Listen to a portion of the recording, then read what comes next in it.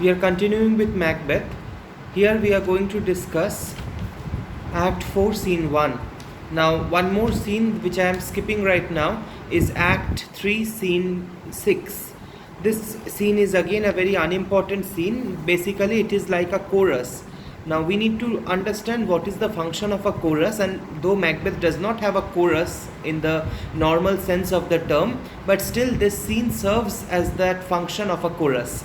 So, a chorus in a Greek drama generally tells the story to the audience which is not shown on the stage. We have already completed Dr. Faustus in semester 2. So there we saw that some of the travels of Dr. Faustus, when he was flying in the sky on the top of that dragon and he went to various places, everything has not been shown by Marlowe in the drama. So what Marlowe did was, very cleverly, instead of showing those things, he brought the chorus on the stage and the chorus narrated it to us that now Dr. Faustus is doing this and now Dr. Faustus is traveling here. So basically that is what the chorus does. They inform the audience about the action on the stage. Now in Macbeth we don't have a chorus like that, but we have some scenes which do the function of chorus. For example, the old man scene. We have skipped the old man scene also, and I told you that in that scene Lennox and the old man discuss about the atrocities of the night. So here also we see Lennox, and this scene is also a discussion about what is going on at present in the country. Just now the banquet has been over, and in the banquet almost everybody has learned that Macbeth is plotting something. Macbeth has something else in his mind. So these characters, through their discussion, Lennox and another lord, through their discussion, lets us know what is the present status of Donalbain and Malcolm, what is Macduff doing to them, and what is Macbeth planning, because they already have developed a kind of suspicion for the character of Macbeth. So we come to know from this scene, as a part of this information gathering, we come to know that Macduff has planned to go to meet Malcolm and Donalbain so that they can be brought back to Scotland and they could be restored to the throne. They are not very happy with the rule of Macbeth, because already in this scene we see that Macbeth is addressed as a tyrant. So people are not very happy with this rule of Macbeth, and therefore Macduff has taken the responsibility to go and convince Malcolm and Donalbain to return to Scotland so that they can take the throne of their father. So with this the scene gets over. It's not a very important scene, so we did not read it line by line. We will be reading Act 4, Scene 1, which is again very important because Macbeth is meeting the witches once again. Macbeth had already told Lady Macbeth that I want to talk to the witches, I want to speak to them about what is going to happen in the future. I want to know the worst by the worst means. So he has come in front of the witches. Now, before Macbeth enters, we see the witches are preparing a spell. So we are not going to read that spell, and we will start from here when Macbeth finally enters the stage. So the spell is prepared. You know what kind of atrocities these witches do, what kind of materials they prepare. They have a big cauldron in front of them. Cauldron means a big pot, and they are boiling a soup in that pot in which they are putting various peculiar things like the tongue of a crow and the legs of a pig and various such elements associated to witchcraft, and they are preparing this mixture to conjure spirits. So as soon as Macbeth enters the stage, we will see the witches start their activity of instigating Macbeth towards a more dangerous future. So we will read from here when Macbeth enters the scene. Macbeth says, "How now, you secret, black and midnight hags? What is it do you do?" So Macbeth asks, what are you doing, you black hags, you black midnight women? The witches says, "A deed without a name." Any act which is legal has a name. Anything that you do is fair in the eyes of law has a name. But the witches, they are doing something illegal, something inhuman, and therefore the activity does not have a name. Their ceremony is an act without a name. Obviously, it is associated to black magic. Macbeth says, I conjure you by that which you profess, however you come to know it, answer me, though you untie the winds and let them fight against the churches, though the yeasty waves confound and swallow navigation up, though bladed corn be lodged and trees blown down, though castles topple on their warderers' heel, though palaces and pyramids do slope their heads to their foundation, though the treasure of nature's garments tremble altogether, even till destruction sicken, answer me to what I ask you. In simple language, Macbeth is just saying that I order you to tell me by whatever power you have, whatever magical power you have, you tell me the answer to the question which I have come to ask you.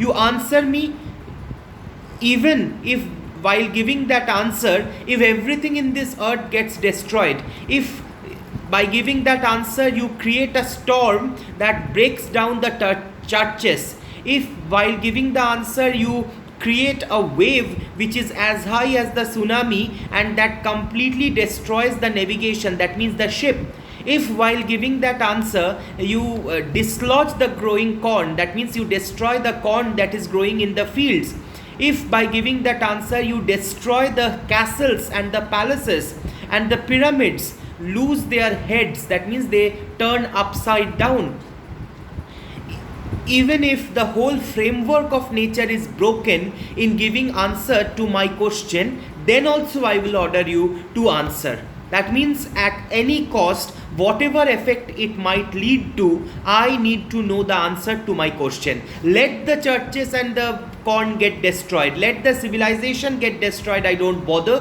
What I need is an answer to my question, and if you want to give it at any cost. The witches says, speak, demand, we will answer.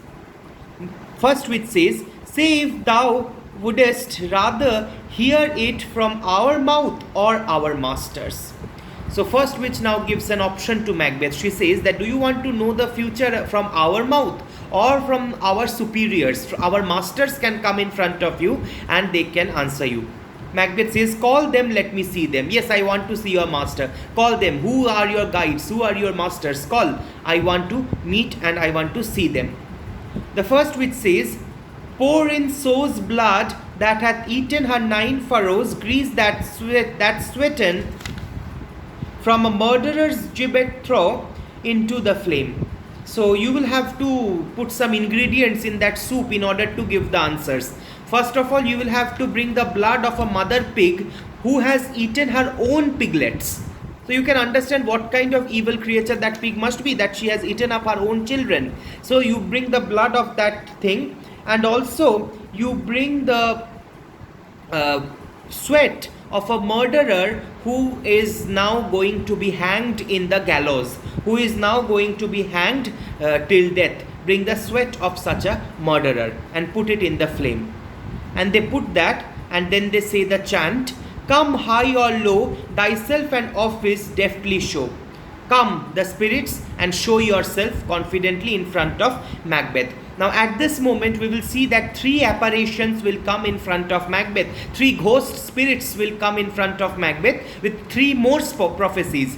So at the beginning of the story we had 3 prophecies, and once again we are having 3. And why so much importance to 3? Because 3 is the number of evil connections in Christianity. 3, 9, 13, these are always evil numbers in Christianity. So that is why we see that witches keep on referring to number 9. They are 3 in number, they make 3 prophecies. So everything is related to 3, that evil number.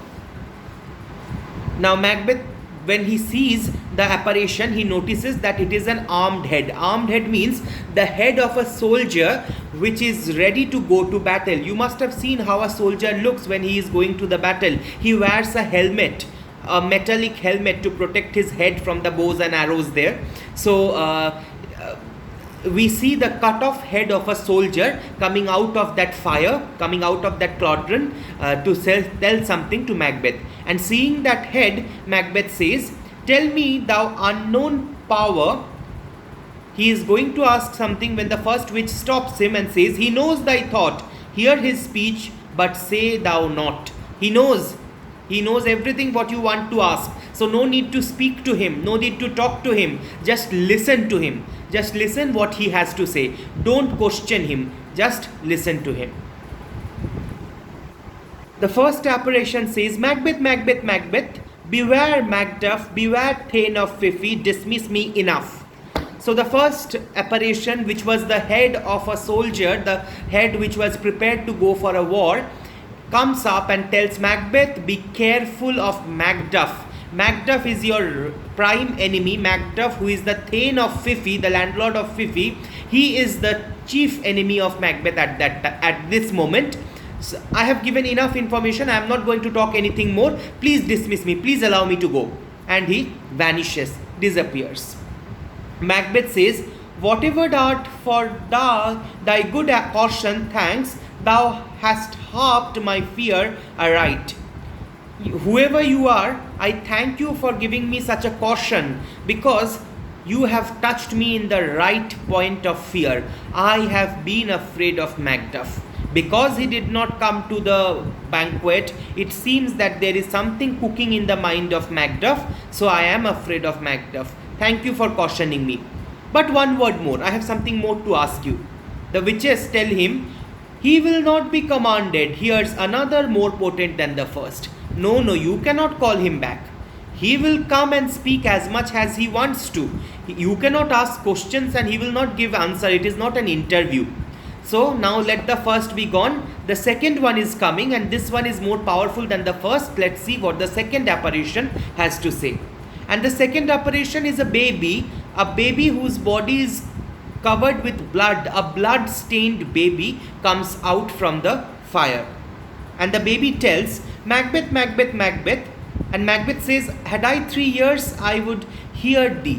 If I had 3 years in place of 2, I would have given my attention of 3 years to you in order to listen. That means I am in full attention. Tell me what you want to tell." The second apparition says, underline, "Be bloody, bold and resolute, laugh to scorn the power of man, for none of women born shall harm Macbeth." So the second apparition tells Macbeth that don't worry, enjoy, be courageous, be strong, be bold, and laugh at others, mock others, because no one can harm you who is born from the womb of a woman. Any person who is born out of the womb of a woman cannot harm you, cannot kill you. So is it possible that a person who is not born in the womb of a woman will be able to kill him? Try to understand.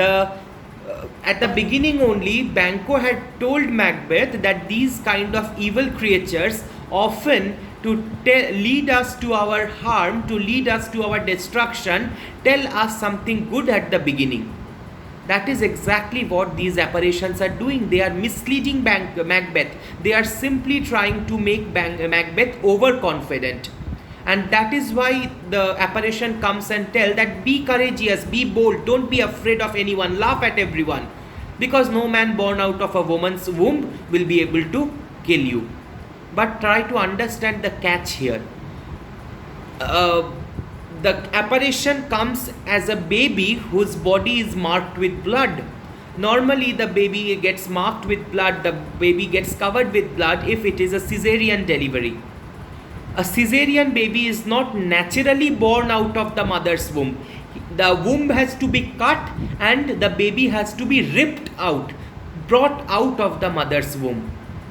So that is the catch which Shakespeare is going to play here. We will later come to know in the story that Macduff was a cesarean baby. He was not naturally born from his mother's womb.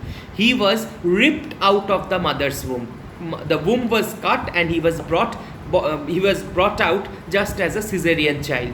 So what the apparition is telling is correct, but at the same time it is highly misleading. It is half-truth. Macbeth now becomes really courageous. He says, "Then live, Macduff, what need I fear of thee? Then let Macduff survive. Why should I be afraid of him? Because after all, every man is born from the womb of a woman.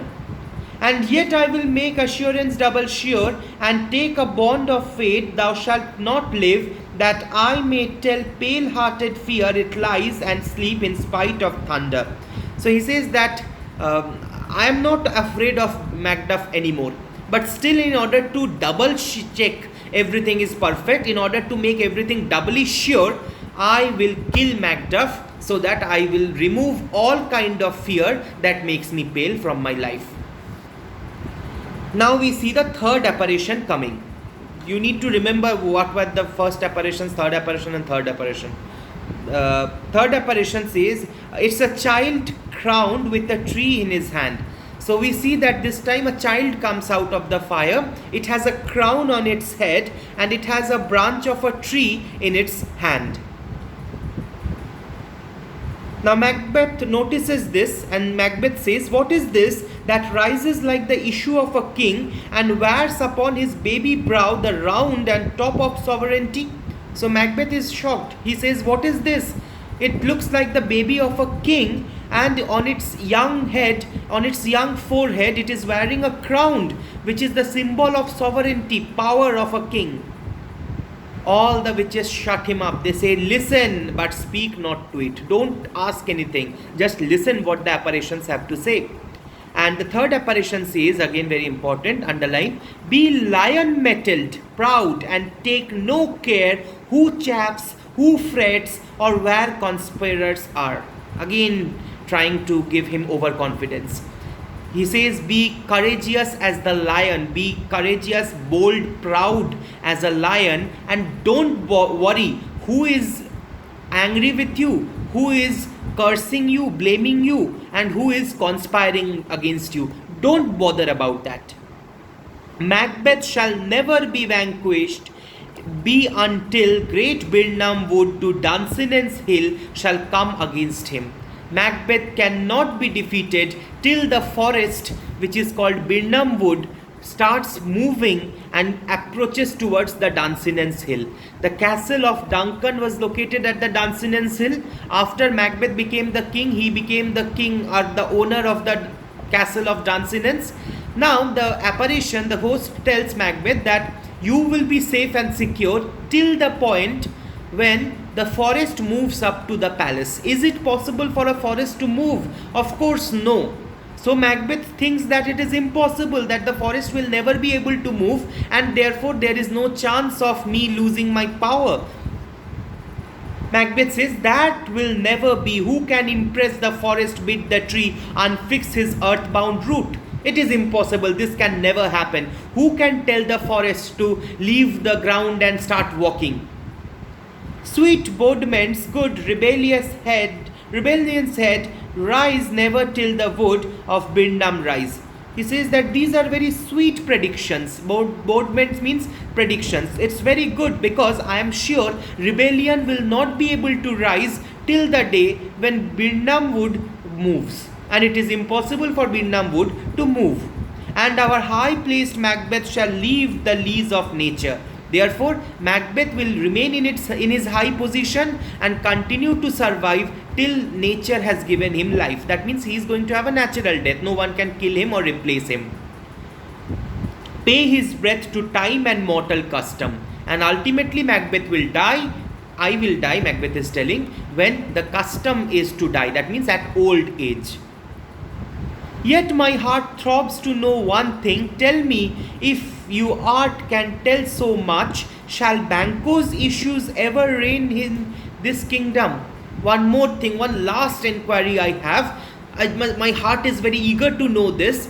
Just tell me if Banquo's children are going to be the future kings, the future rulers of this state.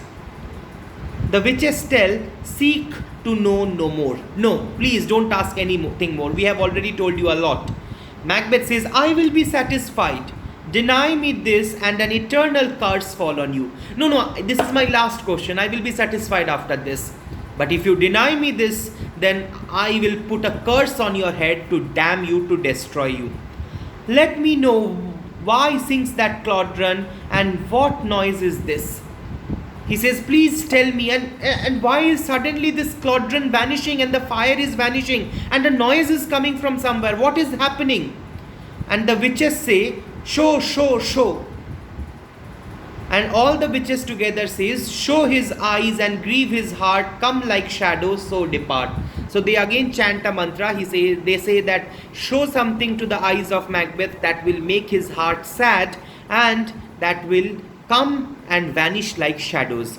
Now we see a spectre of 8 kings entering the stage.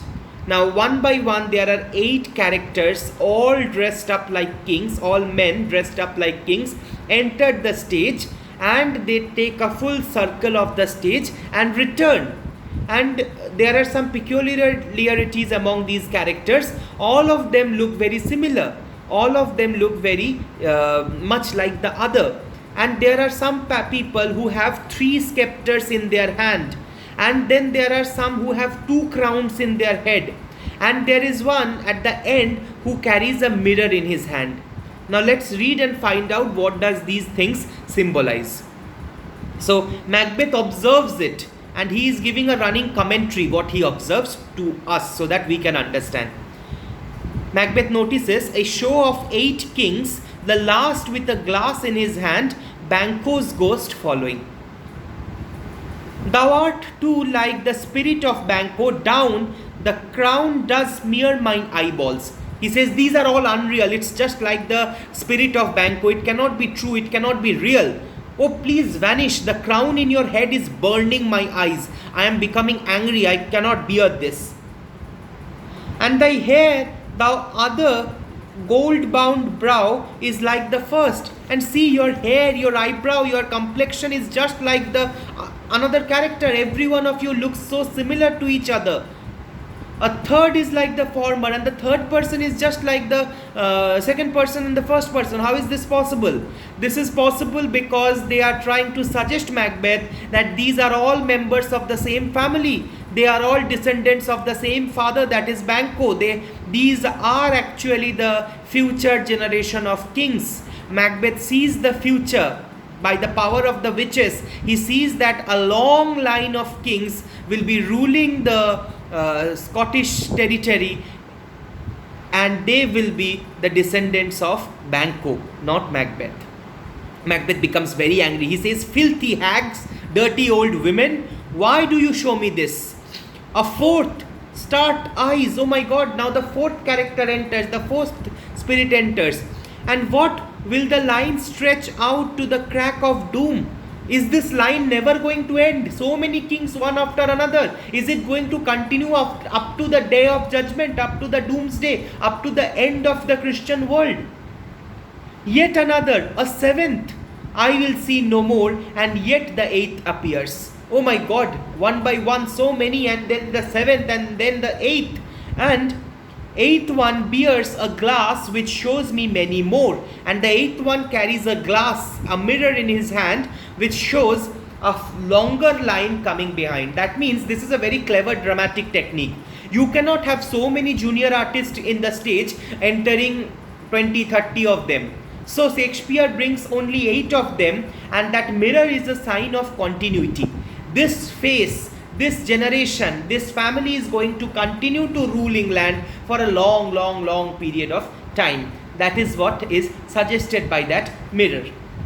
Some people believe that Shakespeare presented this show in order to impress the then monarch of England. Okay, Macbeth was staged when Elizabeth had already died. James had already become the next king, James the First. So, in order to impress King James, who was actually from the family of Banquo, historically it has been traced that King James belonged to the family of Banquo. King James comes from the, if you remember in history of literature, we have discussed this also, that the Stuart monarchy started after the death of Queen Elizabeth, when she picked up King James, who was the king of Scotland, her nearest blood relative, to sit on the throne of England. So King James became the coronated king of 3 territories, England, Scotland and Ireland. And that is why there is one ghost, one spirit that has 3 scepters, 3 rods of authority in his hand.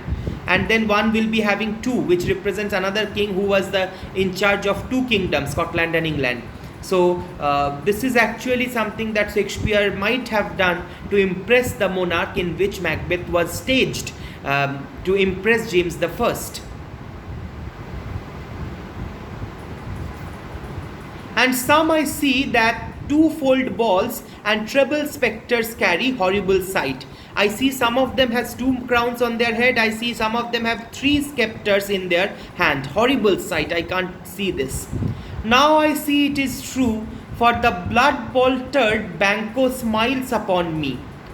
And now I think it is true, because Banquo is following all of them and he is smiling. The ghost of Banquo, whose body is drained of blood, who is having blood on his body, is smiling, laughing, mocking me, trying to tell me that I will be a fruitless king. I will not be able to have my children seated on the throne of Scotland. Banquo smiles upon me and points at them for his. What is this so? Apparitions vanish.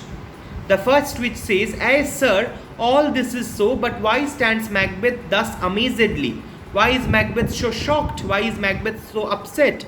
Come, sisters, cheer we up his spirits and show the best of our delights. I will charm the air to give a sound while you perform your antique round, that this great king may kindly say our duties did he welcome pay." So the witches tell that why is Macbeth so sad? Let's try to cheer him up. Bring some music in the air. Bring some dance and performance to cheer him up, so that he can tell that we have done our duties perfectly. The witches dance, perform, Hecate comes, and then finally the witches disappear for the last time in the play. We will not see the witches anymore in Macbeth. Macbeth sees everyone is vanished. He says, "Where are they gone? Let this pernicious hour stand accursed in the calendar, come in without there." So Macbeth says, let this hour be cursed. The foolishness which I did of coming to the witches, let this hour be cursed in the calendar. And then he realizes somebody is waiting outside. He says, "Who is standing outside? Come inside." Lennox enters and he says, "What's your grace's will? What do you want, his majesty?" And Macbeth says, "Saw you the weird sisters? Did you see the witches?" Lennox says, "No, my lord." Macbeth says, "Came they not by you? You did not see them standing in front of you?" Lennox says, "No, indeed, my lord." Macbeth says, "Infected be the air whereon they ride, and damned all those that trust them." So that air is cursed in which the witches move, and those people are cursed who believe them, and he is one of them. "I did hear the galloping of horse, who it was came by." So somebody has come, he has noticed the galloping of horses. Lennox says, "It is 2 or 3, my lord, that bring you word Macduff is fled to England." So Macbeth gets the news that Macduff has gone to England. He has escaped to England to save his life, and at the same time, more importantly, to save the Scottish life, save the life of Scotland from the hands of the tyrant, that is Macbeth. So he is going to meet the King of England. At that time, Edward the Confessor, Edward I was the King of England, and in the court of Edward was our Donalbain. So he is going to take the help of Malcolm. Malcolm will be there. So he will be taking the help of Malcolm, and together they will be forming a joint army, and that army will be attacking Scotland in order to free Scotland from the hands of the tyrant Macbeth. So Macbeth is shocked. He says, "Fled to England? Eh, my good lord." Macbeth says, "Time, thou anticipest my dread exploits." So this time has run out of Macbeth's hand. He was planning to kill Macduff, but before he could do that, the time has run out of his hands. "The flightly purpose never is overtook, unless the deed go with it." I could not complete my purpose. It passed away so fast from my hand, I could not complete my purpose. "From this moment, the very firstlings of my heart shall be the firstlings of my hand." Whatever thought come to my mind, from this moment I will execute it immediately. I will not delay. I will not waste any time. I will not waste time in thinking. And that is the big issue about the character of Macbeth. While Hamlet wastes too much time in thinking, Macbeth rather does a mistake of taking decisions very quickly without thinking. That is the reason of Macbeth's downfall.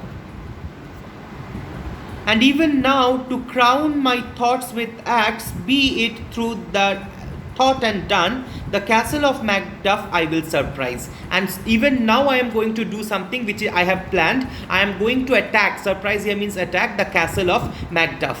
Seize upon Fifi, give the edge over the sword, his wife, his babes, and all unfortunate souls that trace him in his line. So I am going to attack Fifi, I am going to plunder the castle of Macduff, kill his wife and his children and all the relatives of Macduff.